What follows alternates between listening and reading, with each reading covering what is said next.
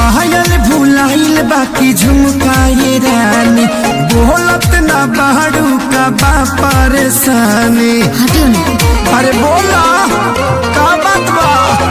पायल भुलाइल बाकी झुमकाए रानी, बोलत ना बाड़ू का बाटे परेशानी।